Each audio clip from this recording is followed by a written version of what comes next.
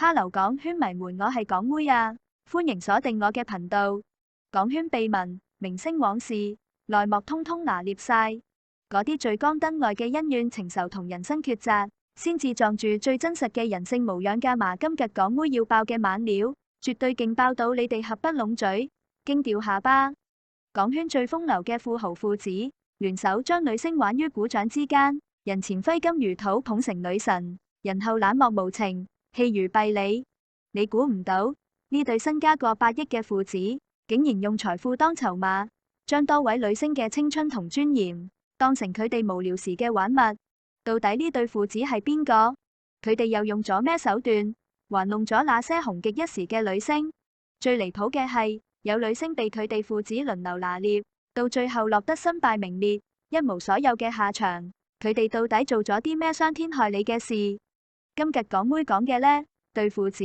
就係港圈無人不曉嘅劉鑾雄同佢嘅長子劉鳴煒。可能有港圈迷會話，劉鳴煒一向低調，唔似佢老豆咁風流，點會一起玩弄女星？港妹話你知，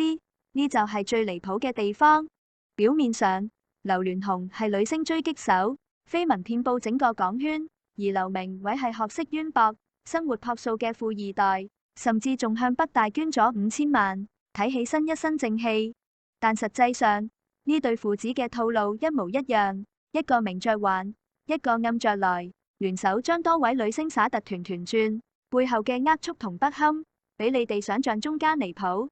首先要講嘅就係劉鑾雄最出名嘅玩物之一，當年紅遍港圈嘅大美人李嘉欣。李嘉欣18歲當選港姐冠軍，被譽為香港最美女人，一出道就被劉鑾雄盯上咗。劉鑾雄當時已經係身家過億嘅富豪，面對年輕貌美的李嘉欣，佢直接揮金如土，用財富砸開咗李嘉欣嘅心房。李嘉欣一句六企太細，衫都冇地方放，劉鑾雄立馬心領神會，豪擲2000萬送咗一套豪宅俾佢。有一次李嘉欣住嘅大樓停電，佢住20幾層，打電話話想吉腸粉，劉鑾雄二話不說，親自爬20幾層樓送過去，寵到極致。當時所有人都以為劉鑾雄係真心中意李嘉欣，甚至會娶佢過門。但劉鑾雄對李嘉欣嘅好，從來都唔係真心，只係佢玩弄女星嘅套路咋。佢一邊同李嘉欣打得火熱，一邊仲同其他女星糾纏不清，甚至允許李嘉欣打電話辱罵自己嘅原配寶詠琴，用最惡毒嘅語言傷害寶詠琴。而劉鑾雄卻始終對李嘉欣溫柔有加，完全不顧原配嘅感受。更離譜嘅係，劉鳴煒當時正值青春期，親眼目睹父親嘅風流，目睹母親被李嘉欣欺負，目睹母親在婚姻裏嘅煎熬，呢一切都在佢心裏埋下咗種子。但誰能諗到，後來佢竟然走咗父親嘅老路，甚至同父親一起玩弄同一位女星。大家估唔估到呢位被劉鑾雄父子聯手玩弄嘅女星係邊個？冇錯啦，就係當年同樣紅極一時嘅蔡小芬。蔡小芬年少成名，一出道就受到好多人嘅關注，但佢嘅家境唔好，母親嗜賭成性，欠下咗巨額賭債。為咗幫母親還債，蔡小芬早早就要扛起家庭嘅重擔。而呢個時候，劉鑾雄出現咗。劉鑾雄得知蔡小芬嘅困境後，主動提出幫佢償還賭債，但天下冇免費嘅午餐，佢嘅條件就係蔡小芬要陪喺佢身邊，做佢嘅地下情人。蔡小芬當時走投無路，只能答應劉鑾雄嘅條件，從此陷入咗萬劫不復嘅深淵。但好景不長，劉鑾雄嘅新鮮感一個，就開始對蔡小芬冷淡，甚至仲將佢介紹俾自己嘅兒子劉鳴煒。劉鳴煒當時已經成年，明明知道蔡小芬係父親嘅情人，竟然都唔拒絕，反而順勢接手，繼續用財富控制蔡小芬。呢種行為真係令人不齒。劉鳴煒表面上低調樸素，甚至唔中意明星同富家小姐，擇偶觀好接地氣。但面對蔡小芬嘅時候，佢嘅偽裝徹底被撕破。佢同父親一樣，用財富作為籌碼，對蔡小芬予取予求，一邊享受住蔡小芬嘅陪伴，一邊又唔肯公開兩人嘅關係，將蔡小芬當成自己嘅地下玩物。蔡小芬當時天真咁以為劉鳴煒同佢老豆唔一樣，佢係真心對自己好，甚至會幫自己擺脫佢老豆嘅控制。但佢錯咗，錯得好離譜。劉鳴煒同劉鑾雄本質上係一樣嘅人，佢哋只係將佢當成無聊時嘅消遣，從來冇真正在意過佢嘅感受。除咗蔡小芬，還有一位女星，同樣被劉鑾雄父子玩弄，佢就係關之琳。關之琳當年係香港第一美女，顏值驚豔全網，身邊追求者無數，但佢最終都冇逃過劉鑾雄嘅魔爪，甚至還被劉鳴煒趁機拿捏，落得一個淒慘嘅下場。劉鑾雄同關之琳嘅緋聞，當年在港圈傳得沸沸揚揚。劉鑾雄對關之琳嘅寵愛，一點都唔輸李嘉欣，送豪宅、送珠寶、送豪車，出手闊綽到令人咋舌。但大家不知道嘅係，劉鑾雄對關之琳嘅好，背後撞住嘅係無盡嘅玩弄同算計。最轟動嘅一次，就係1993年嘅深夜，關之琳身穿染血白裙，被人半扶半抬送入醫院急診室，後來就傳出咗富豪殺球嘅傳聞，矛頭直指劉鑾雄。儘管兩人都冇正面回應，但呢個醜聞徹底撕碎咗關之琳嘅玉女形象，讓佢嘅口碑一落千丈，廣告代言掉咗一半。而就在關之琳被劉鑾雄玩弄，口碑盡毀嘅時候，劉鳴煒竟然趁虛而入。當時劉鳴煒剛回香港，進入家族企業任職，表面上低調內斂，但實際上佢早就對關之琳嘅美貌垂涎三尺。佢知道關之琳當時處境艱難，冇咗劉鑾雄嘅寵愛，又被醜聞纏身，於是就以幫助關之琳擺脫困境為由，接近關之琳，用財富同資源誘惑佢。關之琳當時走投無路，只能選擇依靠劉鳴煒。沒想到自己剛擺脫一個惡魔，又落入咗另一個陷阱。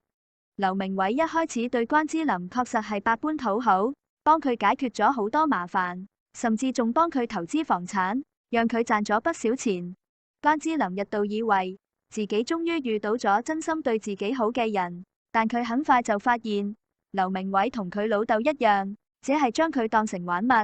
劉鳴煒一邊同關之琳保持親密關係，一邊又同其他素人女性交往，甚至仲在公開場合否認兩人嘅關係，將關之琳當成一個見不得光嘅地下情人。更離譜嘅係，劉鳴煒仲會將關之琳嘅隱私講俾自己嘅朋友聽，以此來炫耀自己嘅魅力，完全不顧關之琳嘅尊嚴。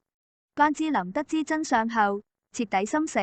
想要同劉鳴煒斷絕關係。但劉鳴煒卻唔肯放手，佢手握住關之琳嘅把柄，威脅關之琳，如果敢離開佢，就將佢嘅所有隱私公之於眾，讓佢徹底身敗名裂。關之琳只能繼續忍氣吞聲，被劉鳴煒玩弄咗好多年，直到後來劉鳴煒厭倦咗佢，主動將佢拋棄，關之琳先至得以解脫。但經此一役，關之琳嘅形象徹底崩塌，人氣一落千丈，只能慢慢淡出娛樂圈，晚年過得十分淒涼。港妹真係覺得好唏噓，李嘉欣、蔡小芬、關之琳呢三位當年紅遍港圈嘅大美人，都曾被劉鑾雄父子玩弄於股掌之間，佢哋嘅青春同尊嚴，都被佢哋用財富踐踏得一文不值。可能有港圈迷會話，呢啲女星係自願嘅，佢哋係為咗財富同名利，先至心甘情願被佢哋玩弄。更離譜嘅係，劉鳴煒明明親眼目睹咗母親寶詠琴被父親嘅緋聞女友欺負，目睹咗母親在婚姻裏嘅痛苦，甚至目睹咗母親患癌抗癌嘅艱難歷程，佢竟然還會走父親嘅老路，甚至比父親更過分，聯手父親玩弄女星，呢種冷漠同無情，真係令人難以理解。寶詠琴當年同劉鑾雄一起創業，賣掉嫁妝湊錢幫劉鑾雄起步，兩人從苦日子一起走到富日子。可沒想到，劉鑾雄發家後就開始風流成性，同各路女星糾纏不清，甚至允許女星打電話辱罵寶詠琴，讓寶詠琴身心俱疲，最終患上癌症，年僅49歲就去世了。劉鳴煒小時候親眼目睹咗呢一切，佢當時明明好同情母親，一直站喺母親這邊，可為什麼長大後佢竟然變成咗自己最討厭嘅人？佢哋父子到底係冇心，還是天生就冷漠無情？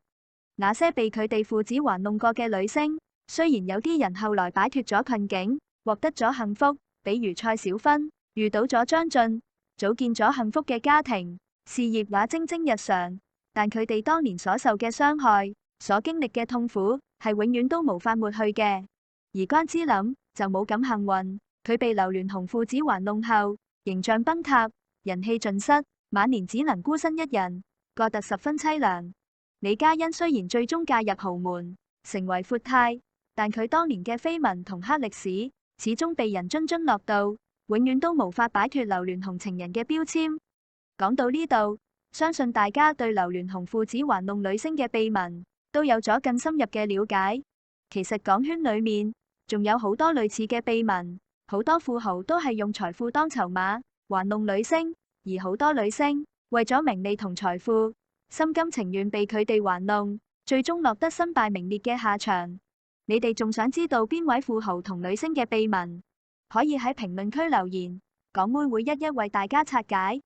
好啦，今日嘅港圈秘聞就講到呢度啦，港妹下次再同大家爆更多猛料，記得關注我嘅頻道，唔好走寶啊！